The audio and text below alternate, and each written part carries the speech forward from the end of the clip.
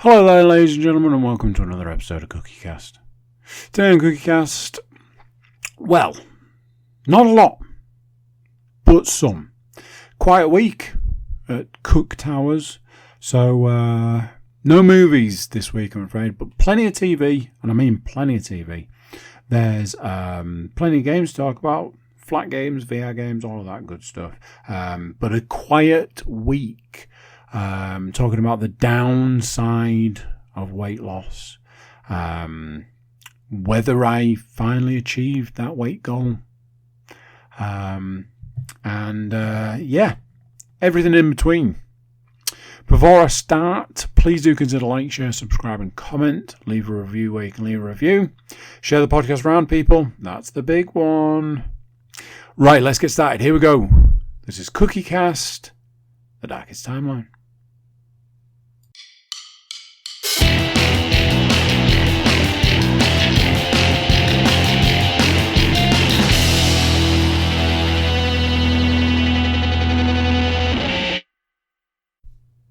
Hello! Came in hot there. Too hot, possibly. Maybe. Time will tell. Time will be the judge on that one. How's everyone doing? You well? You good? Feeling fine? I think it's probably common knowledge at this point in time, but if for any reason you think you know something, no, I'm not. I'm not good and I'm not fine. Get yourself over to the website, click the email button, which will automatically populate an email, and just put, I'm not okay. Send it to me, I'll email you back. We can talk. Because you know what Bob Hoskins said. How you been? How's your week? How's your lot in life? Bit of a weird one this week. I seem to have a vague recollection that I was thinking about doing a two-part for last week because I had so much content. Fast forward to this week, no surprises that I have almost nothing to discuss from the week, which is weird in some ways. It's bank holiday today, so you'd think there'd be more opportunity for shenanigans. However, from an entertainment perspective, quite a lot to discuss. Not a lot of it great. I've watched quite a lot of TV this week, which sounds awful in itself. Been quite a lot of game-related stuff this week.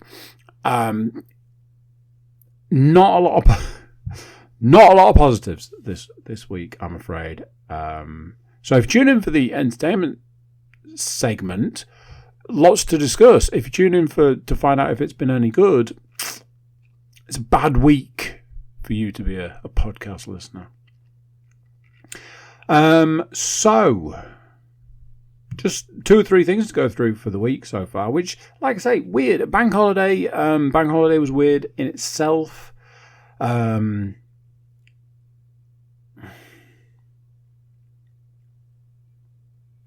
Today was a challenge. Today was quite taxing. Today, you ever have one of those days where, and this is going to be difficult for me to say, but where you feel sorry for your parents because your children bring you what you brought your parents years ago, and it's that opportunity for you to go, oh, I get it. This is why they were so fucking psychotic. Right. Kind of makes a bit of sense. Kids are weird. I don't know if that's come across at this point in time, but kids are fucking weird, man. Honestly, on the days that you think they're going to be the absolute worst, they're just angels. And at the point in time that you're like, yeah, we've got this, we can do this, we can manage, you're looking at your passport thinking, I could be at the airport in an hour.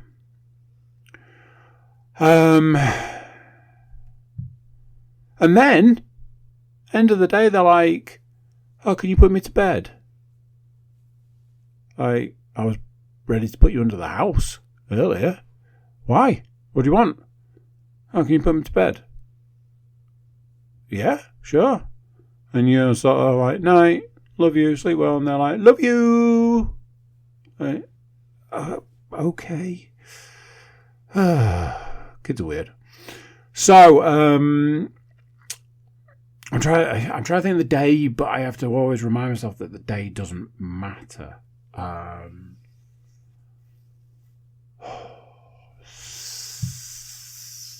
Not Saturday. So Friday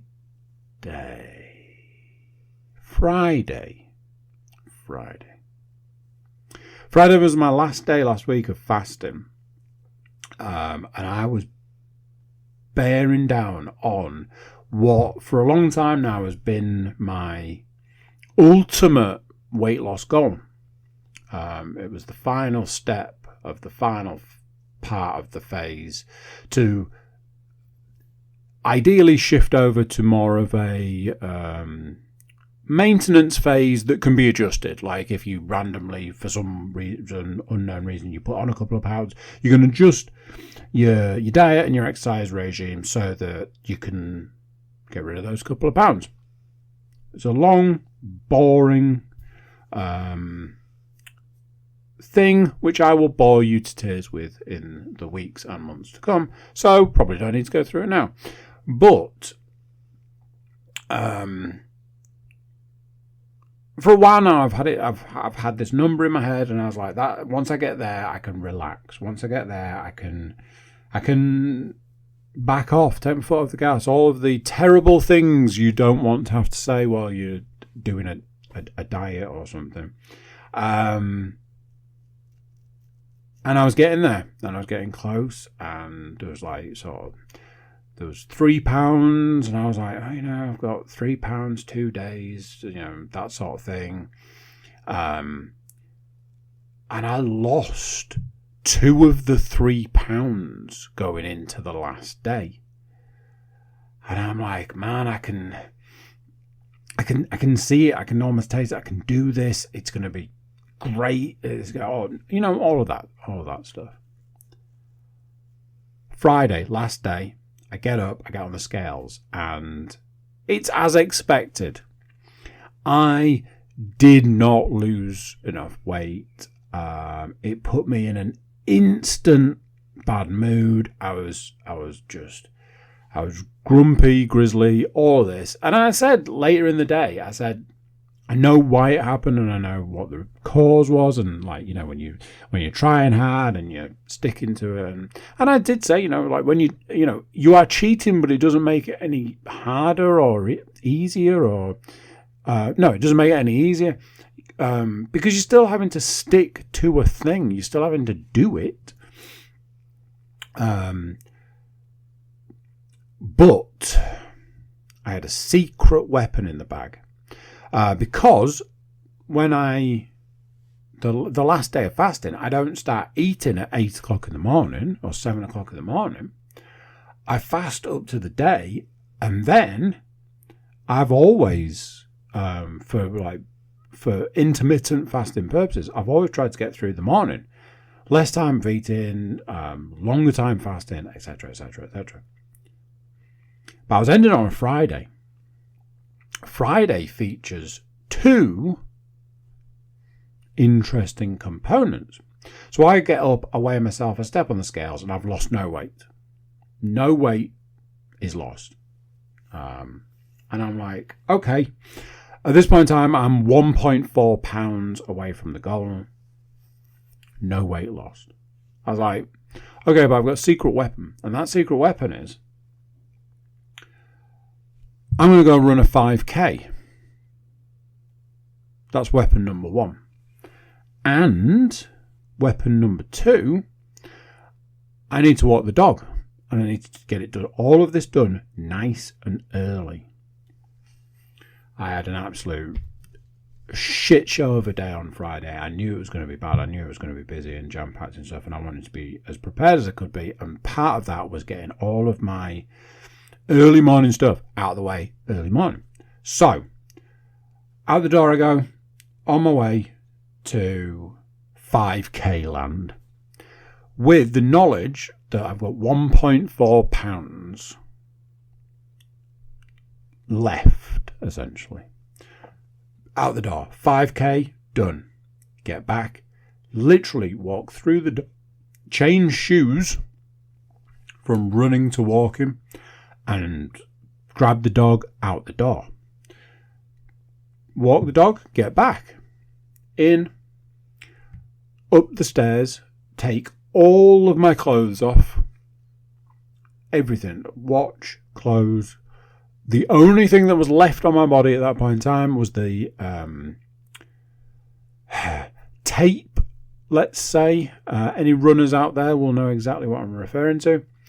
In the bathroom, scales down, get the scales ready, step on the scales and went, holy fucking shit balls. Because I'd lost over 2 pounds from a 5k run and a 1.5 mile dog walk or whatever it is.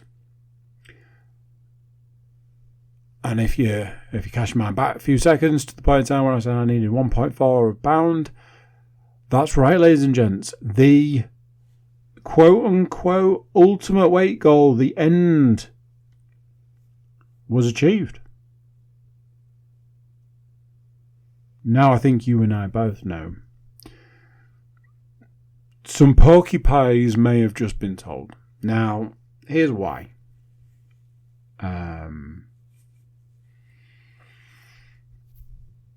It's a great achievement. It's a massive achievement. I'll give you an idea. You know when somebody says, "Oh yeah, you're half the person you used to be."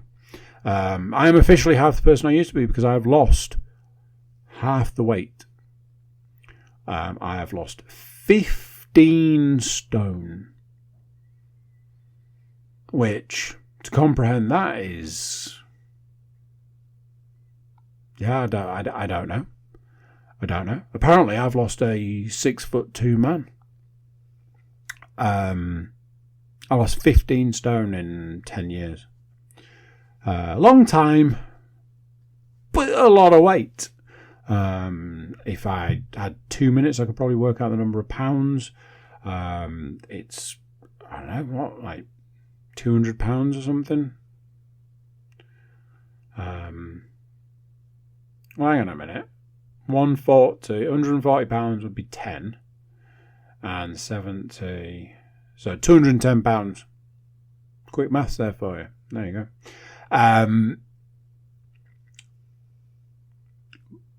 But I've put everything in this bit on my notes in sort of quotation marks because I need a little bit of wiggle room. I need a little bit of wiggle room, and the reason for that is that when you come out of a fast, there is absolutely no way to slice it. You put weight back on, and it's a lot. For want of a better way of putting it, it's a lot of weight put back on. Like between what I presume is extreme dehydration, your body just being in absolute panic mode that it thinks it's never going to see calories again, and etc. etc. etc. Your body puts a shit ton of weight back on. I think I've seen an average of 10 pounds. I've seen as much as 16 pounds at one point in time, and other variations. So the idea there is to try and work towards putting back less, so that switching to a different system, diet, exercise, and all of the above, it won't be that much of a difference, and we can just sort of move on and basically focus on losing like a couple of pounds a week to get back down over the space of like, I don't know, 3 weeks, a month or whatever. And then the plan is to go just high protein basically and start trying to build back the muscle mass, the lost muscle and stuff, whilst keeping the waistline down. That is going to feature again further in the podcast. We're going to double back in a bit, but instead let's talk about something that was super fun. And when I say super fun, I mean absolutely zero fun. Bearing in mind everything that I've just said, I know how this is going to sound, but I will assure you it's not what it sounds like, I think. I had a couple of dizzy spells yesterday, between yesterday and today. Now, firstly, immediately, everybody's like, well, that's because you're fucking starving yourself, dickhead. 2 dizzy spells in 2 days, one of which was at a point in time when my body was recovering from 2 days of eating. So it's not what everybody would think it would be. As it was, I was in the kitchen. I was in the process of looking at all the little black rubber ball things that you bring home from the football pitch. I took my son football yesterday morning, and I come back home and I put my shoes on later in the day, and I basically traipsed the little black things from AstroTurf through the house, all over the house, everywhere you could possibly imagine. So I was like, shit, man, I need to clear some of this up. I'll get a dustpan and brush rather than just going and getting the Hoover because it's just in here. Turned out it was much worse than that, but that was my initial thing. And I did this weird move thing. I was scratching my left ear, and I span round quickly to go off and get the dustpan and brush. And as I span round, the world kind of went sideways. Now that's important for a particular reason. And I out loud went, whoa! Had to get to a stable, solid surface as quickly as possible because I was going. So I reached out, grabbed the work surface in the kitchen, grabbed hold of it, and was like, holy shit, what is happening right now? Because in like a head rush situation or something like that, you would expect it to clear. This didn't. I was going down. I had to use my other hand to properly steady myself. Leanne comes in. Leanne does this thing, which is, if she thinks there's something wrong, she will just fire every possible available thing at you at record speed in a situation where you're trying to just keep it together. So she will fire everything at you and will never get the thing that's actually happening. So she's asking me like 5,000 questions. I am struggling to keep upright and it's not clearing. And every time I try and sort of take my own weight, I'm like, nope, that ain't working. So this goes on for quite some time. I'm like, shit. And this is how my mind works. I imagine other people's works the same, and potentially a sign of age or whatever. The number of possible things that I thought that could be wrong. I'm like, well, it's quite clearly a brain tumour, isn't it? I'm going to be dead in the next 6 weeks. Straight away, straight off the bat, brain tumour. I'm like, oh man, maybe it's vertigo. My grandma, she suffered horrifically with vertigo. Maybe it's that. Or what about that situation with the whole blood pressure thing where I had that blood pressure check and they were like, no, if you low blood pressure can be so much worse than high blood pressure, and if you've got low blood pressure and you do certain working out, then what if you blacked out and then you collapse, you got weight, you could die. I'm like, is this what happened when I broke my arm? Did I get dizzy and maybe I didn't trip over something? No, I did trip over something. I banged my toe. I had a black toe because I tripped. So it wasn't that. But that sensation of the world going sideways, that was the same. Yeah, but you fell over.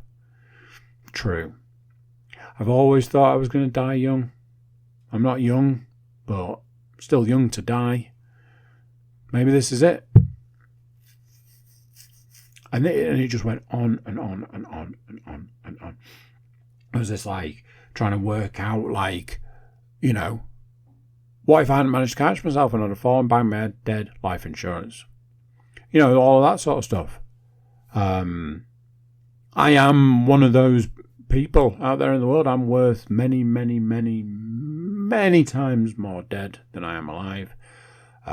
Don't come up and try and kill me in the street, though, because I'm only worth more dead to family members. Now I'm worried they're going to come and try and kill me in the street. Yeah, I tell you. Anyway, this went on for a long time, and I rattled through every single possible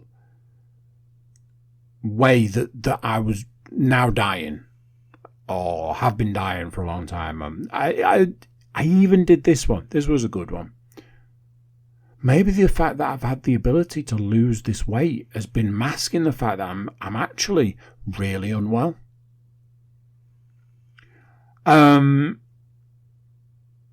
Eventually, I was able to sort of steady myself, take my hands off the side, stand on my own, not collapse, not fall over. I was in the process of trying to get out the door to walk the dog. I went and took the dog. Eventually, I'm able to speak, tell Leanne that every single guess that she had of what was possibly wrong with me, all of them were wrong, and I was just dizzy. At this point in time, I can't even think whether she had any reaction to it, and I think she just wandered off. You know, care and attention from the family there. So that was that. Obviously, it's something that plays on your mind. Obviously, it's something that you then take with you for the rest of the day.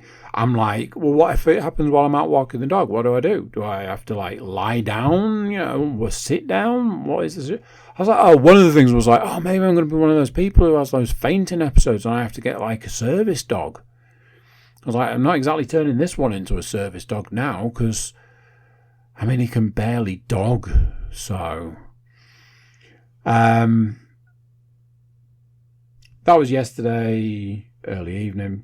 I had a bit of something today where it was almost like I could feel it coming.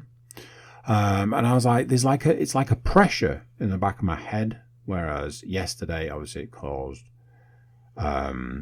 some sort of, like I say, dizzy spell, kind of weird sensation of not blacking out, but being dizzy. Like when I'm talking, I can feel it in the back of my head at the moment. But it's also like a tension in my neck. Like if there. That's around the side. That's not the back. That's the side. Oh, maybe it's that artery. Maybe maybe it's like some sort of heart attack situation going on. I can see the headlines now. Man dies in the middle of podcast by pressing his neck. So I can feel like a pressure. Now I'm starting to convince myself it is a brain tumour. You know, the best one was, how would I even go about getting this checked out? Contact the doctor. Oh, I had a dizzy spell. Yeah, I'm going to get something back from them, but we'll see you in the next 3 to 6 months. Shall I go to the walk-in centre, i.e. A&E? That's going to be fucking fun, isn't it? Let's go and sit in A&E for 12 hours for them to go, you were dizzy at some point. I was dizzy. Yeah, you go home and keep an eye on it, kid. So, don't know what it was, or should I say is. I can feel it now. Like I say, when I move my head, no sort of like, I don't know. But yeah, I can feel it. Maybe this will be the last podcast. Who knows? Anyway, let's talk about something ever so slightly different. Where's my drink?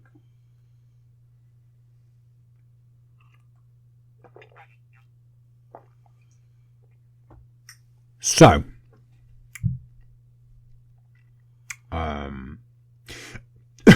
something I've talked about a little bit recently is struggling to work out, struggling to have the either energy or ability, or I've had to accept that I think I'm, the whole thing with the weight loss was like, I'm going to try and maintain the muscle. And the idea was, if you keep using it, your body knows you need it. So the body attacks the fat stores instead. Boom. Chicken dinner. So all I had to do was keep working out at the same level. Problem solved. Fat gone. Honestly, I think for the best part, for like 80% of it, I think that has been the case. I think that has happened. Unfortunately, more recently, I think my body has reached a point where it's like, dude, we haven't got anything left. I'm really sorry, but I'm going to have to start eating the muscle now because there's nothing left. The way you are now is the way you're going to be. You're done from a fat perspective. You're just going to have to accept that everything that you're trying to get rid of now is just excess skin. So I'm sorry to do this to you, but it's the muscle now. I've noticed, like, I can tell the muscle's gone. Not all, but certainly a lot. And like I say, the focus of the next phase is to regain the muscle mass through, essentially, it's just going to be a high protein diet. But certain days, certain workouts have been difficult. The one I've noticed the most is, ironically, a Monday, which is chest day. There's been a couple of points in the last couple of weeks where I've kind of had to cut a set short, shall we say, because just like doing 12 reps and getting to 11 and going, I don't think I've got another one in me. I don't know, that's the idea a lot of the time, but the difference between I've got to really push and I've got nothing left. So today, bank holiday, no work. I was like, I'll get my workout done early. Possibly a mistake. I go in with the first set of bench press. Fine.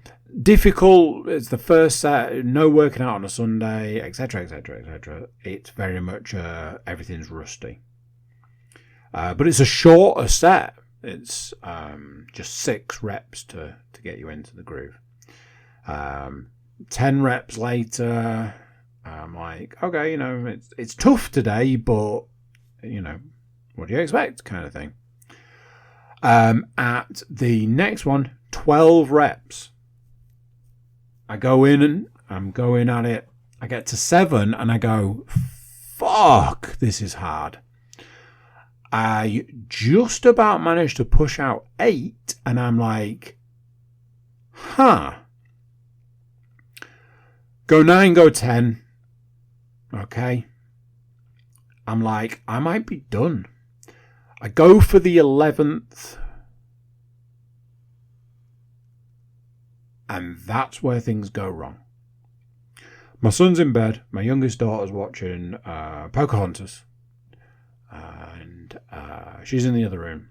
I'm in the gym. And I realise, yep, I can't get this bar up. It's not even like a consideration. I can't do this. A little bit of panic sets in. I try a different sort of tact. I try a different way. I try a different sort of pushing in a different place. All of this. And there's nothing there. And I go, shit. Now, luckily for me, I'd managed to get it low down so I could sort of rest the bar on my chest with my hands. So I wasn't getting crushed or anything. But I'm like, okay, a rest. A rest is fine. All I have to do is get the bar from where it is now up to the resting place, the resting point, the hooks, whatever you want to call it. It's not as far as doing a full bench press. So I've just got to do that. That's the thing I've got to do. I try and I can't even get it off my chest. I'm like, shit. So I was like, right, okay, I'll try something different. I'll try and come at a different angle. Tried that. Nope. I was like, right, okay, we are in I don't know what you call it, disaster recovery situation. There was a point where I was like, oh, I'll call through to my daughter. Call through to my daughter and what? Oh, can you just pop through here and lift this bar off me because I'm really struggling? I was like, okay, now then, there is a method for this, and the method is, it's a rolling system. You roll it from your chest to your stomach, you roll it from your stomach to your waist, you roll it from your waist to your thighs, and then you sit up. And then basically you sort of roll it forward a bit, and you can then get it in a kind of like a deadlift kind of situation. And basically you lift it as you stand off yourself, get out from under it, or if you are able, move it to the side, put it down on the floor, reset. And basically from a deadlifting kind of situation, you're able to lift things easier. You can reset it to the bench. And I'm not too much of a man to say I had to implement this system. Unfortunately, the situation just got worse and worse and worse as it went on. From chest to waist, I went, shit, there's not enough waist to support this anymore. So let's carry on. Waist to like stomach to waist. Then it was hurting. Waist to thighs, it was hurting. But I then had the difficult task of actually sitting up at that point in time, but I managed it, and then I could get up, I could stand up, get it off, put it down on the floor. I didn't have to like drop it or anything. Managed to get it down to the floor. I took a little break, composed myself, managed to lift it back to the bench. Contemplated some life choices at this point in time. But I will say this, I got back on the bench and I finished the last set. Weirdly, a lot easier than anything up to that point. So I think I got in my own head. I think it was a fear-based thing. I think it was psychological. Because like I say, that last set just went mostly fine. Managed to get to 11. Struggled a bit, but it was the last one and I was done. But it did make me think maybe it's time. Maybe it's time to bail on this phase of the diet and move to a more muscle/workout friendly phase, let's say. So that is the week. Yes, I've managed to talk for half an hour. No, I don't feel like I was filling time. Just a quiet week with some, I don't know, achievements versus what's the opposite of achievement.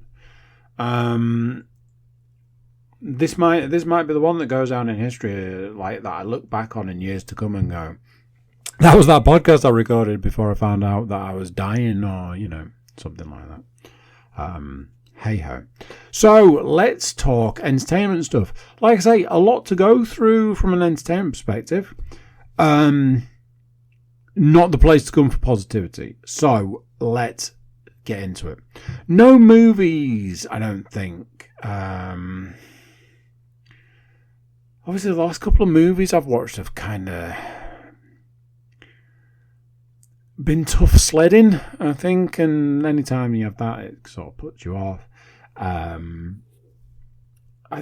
When you've got like, oh, I wouldn't mind seeing that, or oh, I wouldn't mind seeing that, but ultimately you're like, it's probably going to be crap because reasons, etc. A couple of films I'm going to pick up when they're cheap, but they're also films that I feel are going to hold their value for quite some time. I've had my eye on a couple of films that I really want to see, but the cheap part, isn't prepared to pay the money they want for them, so I'm a bit like, meh. No sign of them coming down in price either, which is just annoying. Anyway, no movie this week. Me and Leon toyed with the idea of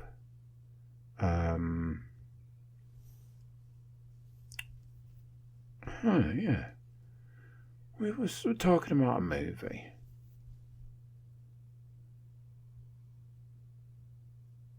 Yeah.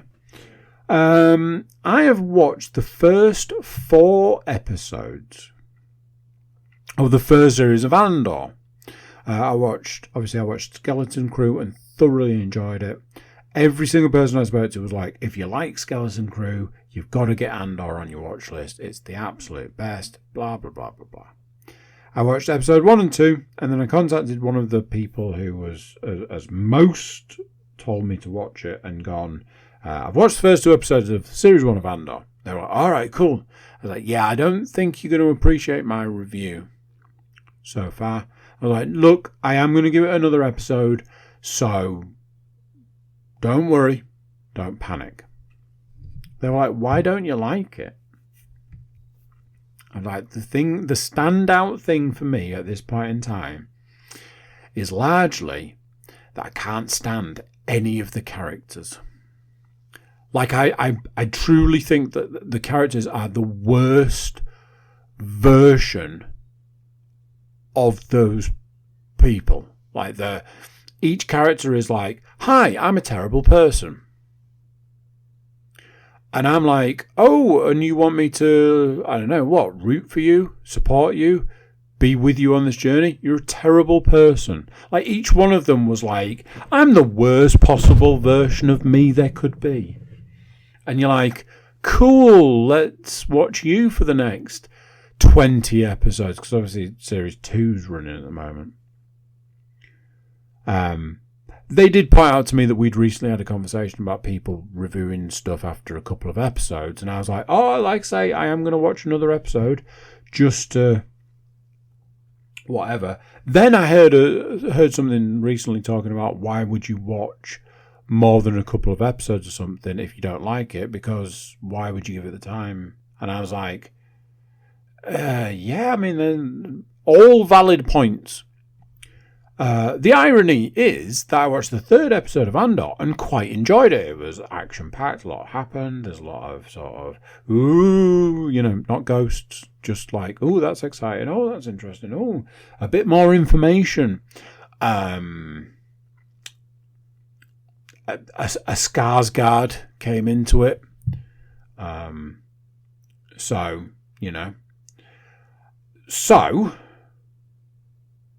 3 episodes in, I was like, oh, we might be off to where people tell us this is going to go. I watched episode 4 and was like, fuck me. It's quite dull and it's quite boring. And when you've got a program that's quite dull and quite boring, and then you add to that, the combination you add to that is terrible people. The characters are awful. They're all awful. Not bad characters, bad people. And then you go, right, root for these people. It's like, I don't want to.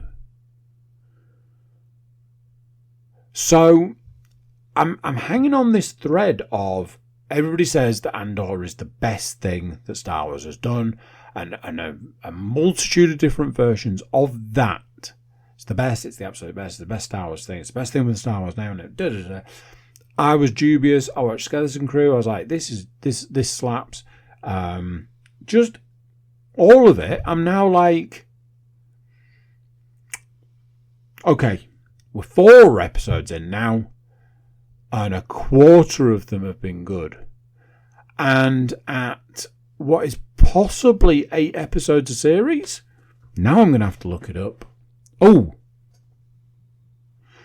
technically I can do it from, well, not technically, I can do it from my phone by just going into this thing. Nope, not that thing. This thing. Go in here into the old Disney. I like the new Disney logo thing with the lightsaber, but it doesn't do it on the phone app. Right, if we go into Andor. So the next one I've got is episode 5. No surprises, I've watched 4. Oh, I don't know if I feel better or worse now. So there are 12 episodes in the first series. Whew. Okay, that's a little more than I was expecting. I'm not going to lie. That means that 4 episodes, third of the way in. Not amazing. So, 2/3 to go of the first series. Gonna be interesting from that perspective. We'll probably get one watch tomorrow. Probably take it from there. Honestly, I don't know how much more I'm supposed to give to something like this. I've given you 4 episodes and you've given me one good one in return. I'm a bit like, need to see a little payout soon. Need to see a little something for my troubles. Don't know what that voice was. So, one TV series down. Let's talk about another one. This one's not going to get any better, kids. So, I think Leanne's had this thing where she's not been super enamoured with The Blacklist, and has basically done this thing where she will put anything on the TV that's not The Blacklist at this point in time, and I'm hoping that she thinks I'll forget about it. She mentioned something a little while ago, which is a TV series that I actually listened to a podcast that mentioned this TV series quite a lot because it was this person's new series. So they were obviously there to promote it. And I was kind of intrigued in some ways. I was a bit like, yeah, maybe. Spoke to Leanne, she was like, oh, there's this program, I fancy giving it a try, etc., etc. And I'm like, I've listened to a podcast, and I think what you think it's about and what I think it's about are 2 different things. So,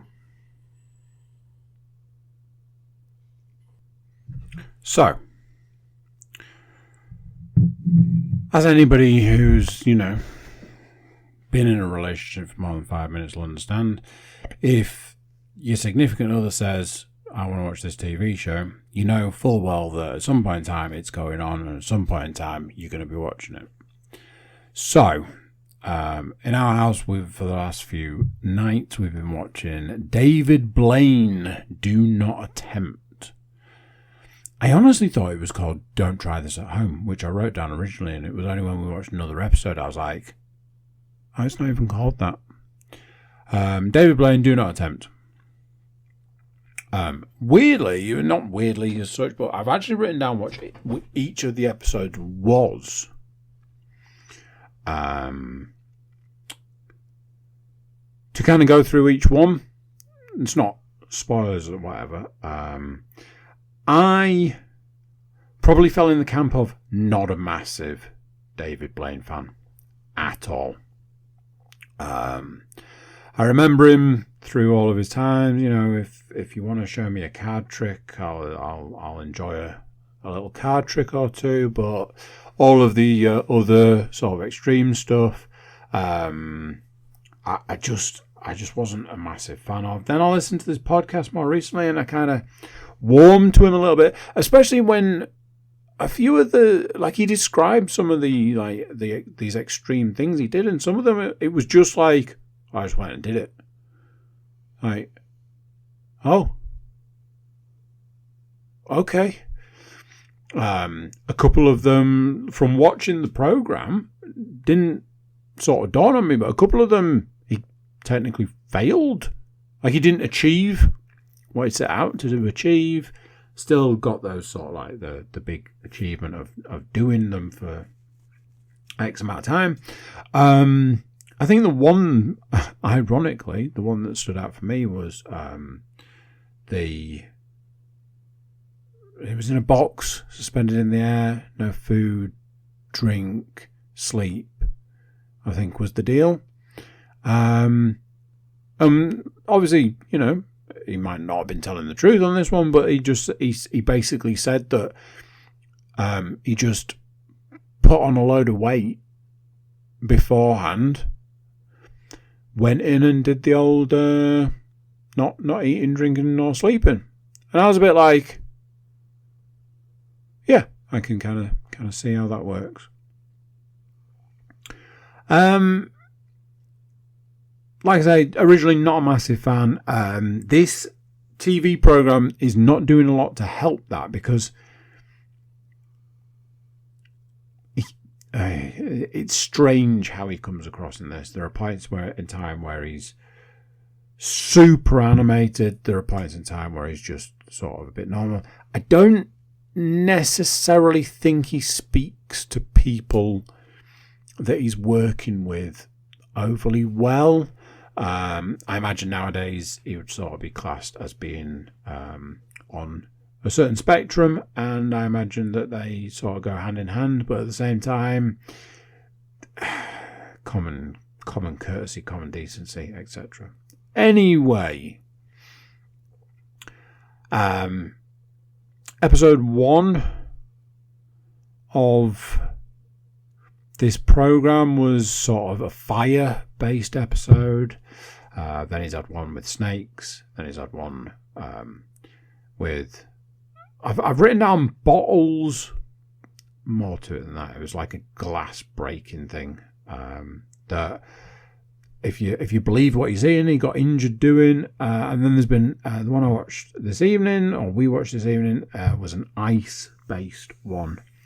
I'm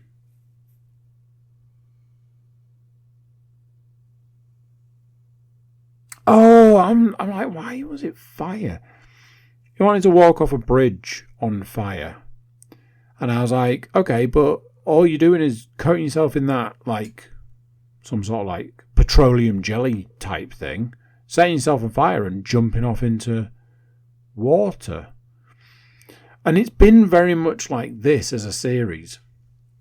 I'm going to go and touch this king cobra. Oh my God, one scratch, if it looks at me wrong, I could be dead. It's defanged. Every snake in the episode was defanged. None of them were even the remotest bit poisonous. And I'm sure somebody out there will say, even a defanged snake is still dangerous. Pretty sure the danger comes from the fangs and the poison. So... But every single one of these snakes in the episode had no fangs. And I'm like, everything that's happening in this episode right now is an act. It's an acting exercise. We're all doing that, again, not ghosts. Oh, what if it bites me? Can't bite you, it's got no fangs. Oh, I'm really scared, I'm going to get close and touch it. Go on then. It's got no fangs. What's it going to do to you? It was a real, like, that was one of the episodes where I was like, bro, it's just a bad acting exercise. There was one where the shortest version was there was a lot of glass involved. There was this guy who could break bottles on his head, and showed David Blaine the technique for breaking a bottle on his head. And if you believe what you're seeing, he got injured doing it. Finally, we had an ice-based one. Ice swimming, ice diving, jumping in big snow drifts and stuff. We've got further and further away from any form of magic, and now it's just extreme stunts, I guess you would maybe say. I think I'd have preferred it if it had just been a travel program, because he's going to all these different countries and going to all these different places. I think I might have preferred that side of it. And the shortest version is I'm not super enjoying it. But I do keep watching it. And pondering where my life went wrong, maybe. I don't know. Computer games, it's going to get dark, I'm afraid. I've been playing a series of different things on the Steam Deck. Unfortunately, I don't seem to be able to just land on something. The thing that's grabbed the most attention in our house recently is it's Hole.io game. Everybody's been playing it. But it's not I don't feel like you can sit down for an evening's gaming and just play that. I've been going through a bit of go through the catalogue, see what's available, and I've got some absolute bangers available. I recently deleted a game that was 110 gig. Obviously, it freed up a lot of space, so, with space, let's fill it. I installed The Witcher 3, which I had a little bit of a playthrough at the start. And I've been enjoying playing MechWarrior 5.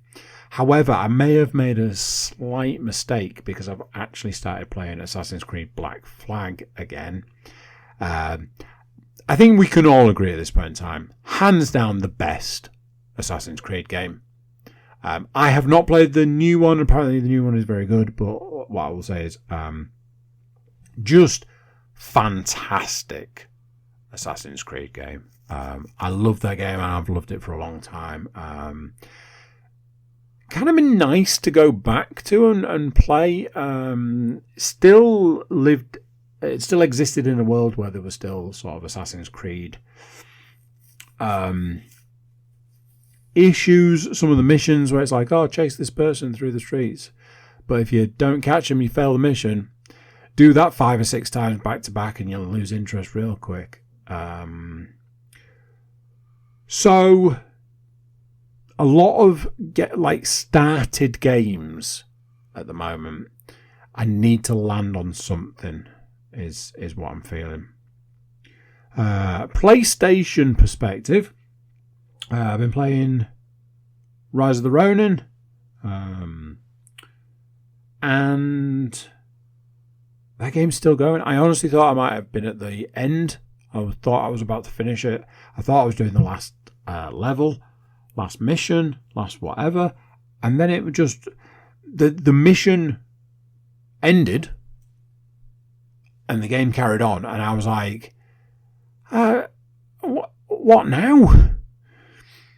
It's not a chore to play, and the fact this game has gone this long, I was saying to my daughter, I was like, I'm in the sort of 90 to 100 hour region. The fact this game has gone this long and is still even remotely interesting is fascinating to me. We've all played 100 hours worth of a computer game and we've all gone, yeah, a lot of it was rinse and repeat. This doesn't seem to be doing that. Yes, you're coming across the same sorts of enemies. Yes, you're fighting them in the same sort of ways, but the missions are different. Every mission you've done is different in some way. And that's cool. It's nice. It's enjoyable. So that's that. I'm still plugging away at it. I had this panic because I was like, hang on a minute. If I finish this game, what the fuck am I going to play on the PlayStation? Everything that I've got available to me that's like the recent ones, I just haven't. There was that Star Wars Outlaws. That game was, talk about a chore. Let's talk VR. It's been a difficult time for VR in the Cook household.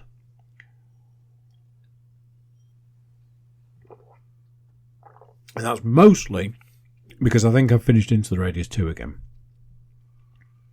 Which feels weird on so many levels. I never at any point felt like I got into a position where I had money. Not going to lie, not being able to cheat on it anymore is difficult. Never felt like I got to a point where I was going to be able to start looking at other weapons, other options. I was just about keeping my head above water by, every now and then I'd be like, I'm going to get an extra ammo pouch for my bag. Can't buy any ammo to put in it, but, we'll deal with that later. It was that. Did a big playthrough the other night. We've got a new area that is super tough, super difficult, lots of enemies.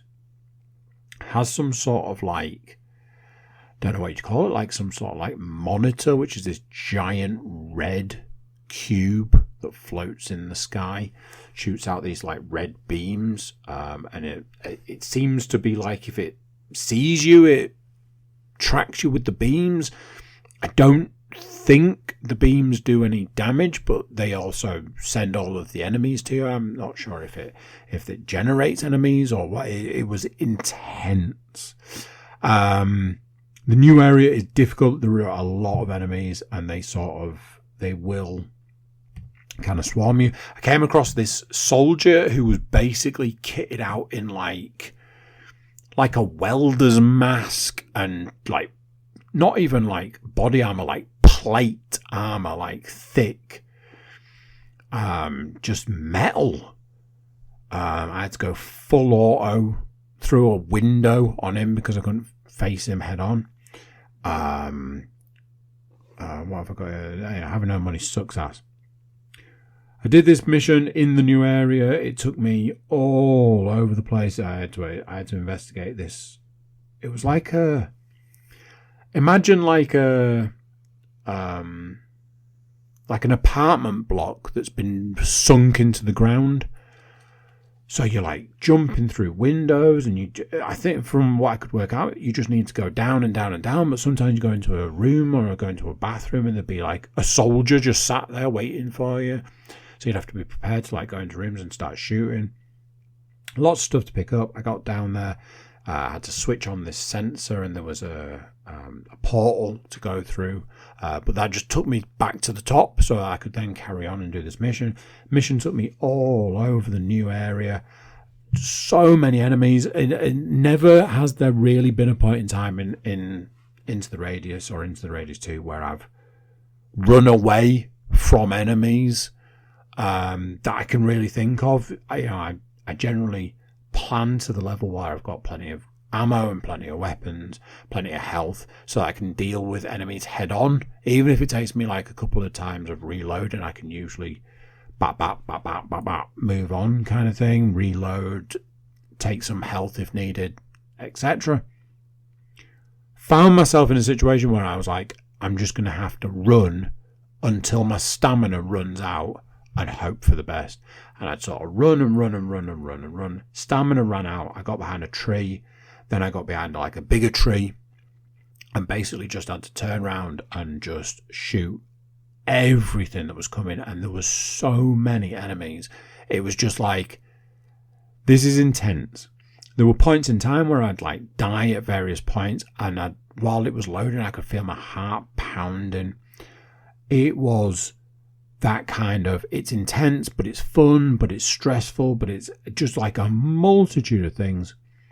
And then it was right, you've done all of this bit of this mission. I've been playing going on for a couple of hours at this point. I think I'd had to go to a shelter and save and advance time because it was dark. But coming out of the shelter, there were all these soldiers waiting for me, and I couldn't get out, and I just had to keep reloading. Eventually, I managed to get out, and it was right, go here. And it turned out, I thought I was doing more of these sensors, but it was pick up this artifact. I go, pick up the artifact, and that was the mission done. I was oh, okay, so now I've just got to work my way back. Still enemies to deal with on the way back, but I managed to get out of the new area into one of the older areas. And then I just had to get through that area and get back to the base. Get back to the base, turn all of the stuff in, and it was basically that's it. And it was very much I didn't see that coming. Cool. And I went back to the base and I was I've not touched any of these other weapons. I'm basically rocking the same machine gun, the same shotgun, the same handgun that I've used a lot throughout the game. I had enough money to go and buy like some slightly better armor and kit it out in a slightly different way to how I've done before. But outside of that, couldn't really afford anything else. I looked at getting another handgun, and it was going to cost, I think it was going to cost like 12 grand. And I'm like, I can just about generate 6,000. It's like, now what? And then you're in that camp of, also, why would I keep playing if the game's kind of over? So part of me is like, do I start it again? Part of me is like, do I carry on playing? Because there are missions to do. You can go and collect stuff, I think. But it's very much, without that like main mission, not really a lot of point. So I was like, well, I've got another game. I bought a DLC for Vertigo 2, the Into the Ether DLC. I was like, right, let's go play that. Oh boy. It was like my worst fear come to life, because I love Vertigo, eventually, having had the whole thing with it. Go back and listen to the episode about Vertigo if you need to. And Vertigo 2 is one of my favourite games that I've played in a long time. I put it next to Half-Life Alyx as just quality, gameplay, everything about it is just fantastic. It stands toe-to-toe with Half-Life Alyx. That's how good it is. Oh, there's DLC coming. Fantastic. Cannot wait. You get it, you start it, and away we go. And it's great right out of the gate. I got in this situation with this robot, and I was like, well, hang on a minute. You're the same as you were in the main game, so I know how to deal with you. I just couldn't do it. Turned out I had a different weapon I could have been using, so I started using that weapon. Got a lot further. Managed to do it. Move on. Great. Now, the big thing about this game is that there are two new things. One is a grapple, and apparently one is a shield. I don't know. I've not found a shield yet. I have found the grapple, however. Fucking Jesus Christ. I am so pleased that I don't suffer with motion sickness in VR as the way other people do, because I would have been vomiting out my spine last night playing that game. I think the grapple is broken, but I think it's broken on my version of the game, my machine, however you want to word it. I think the grapple is broken because all it does is swing you round and round and round and round and round and round and round, getting faster and faster and faster and faster and faster, and holy fucking shit balls. From a game perspective, the game gives you zero direction. I watched a video last night where there was somebody who was obviously doing I'm going to tell you stuff without having any way of talking. So they were doing like all this stuff with hand signals. Turned out you could replenish health by sticking your hand in this bowl. I was like, I can safely say I'd have never worked that out. Would have been nice to have been told. Also, I got to this point in time, I opened these big doors, I jumped off this thing, I go down, and I try and fight this thing made of light that is an instant kill if it gets you. Okay, cool. Now what? I come out of the game, I watch a YouTube video which tells me, don't go through that door. Go through these doors instead. Cool. Thanks for that. That's useful to know. I go through the other doors. I finally get the grappling hook. Obviously, there's all the shit with the grappling hook. I go through another door on the other side to go off and do this. And I get to a point where I'm like, I am not enjoying this. So I'm going to turn this off. And that's what I did. And I was super disappointed. And that was kind of that. I was like, well, there we go. Like, there was a point where I was like considering turning it off, and I was like, this is not what I signed up for. This was not what I wanted from this. I hate to be the just give me more the same guy. But I don't want a grappling hook that sends me round and round and round and round and round, faster and faster and faster, until I decide to let go and realise now I'm falling forever. It's just that. So there's a part of me that's like, I'll go back to it, I'll try and do it. Maybe I'll watch a couple of videos, see what I'm missing, or see if there's, a way to fix the spinning grapple thing. Who knows? But yes, might need a new VR game. Anyway, that is the podcast for this week, this time. Thank you a lot for listening. Thank you a lot for being here. And I will catch you next time. So there we go. What do you think of that? Quiet week, but plenty of entertainment stuff. So, swings and roundabouts, innit? That's how it goes. Thank you for watching. Thank you for listening. Thank you for being here. Before you leave us, please do consider like, share, subscribe, and comment. Leave a review where you can leave a review, and check out the website, thecookiecast.com. There you'll find social media links and an email button, and that way you can get in touch with us. That's it for this one. Till next time, I'm going to say bye, and I'll see you then. This has been another episode of CookieCast. If you enjoyed this episode, please like, share and subscribe.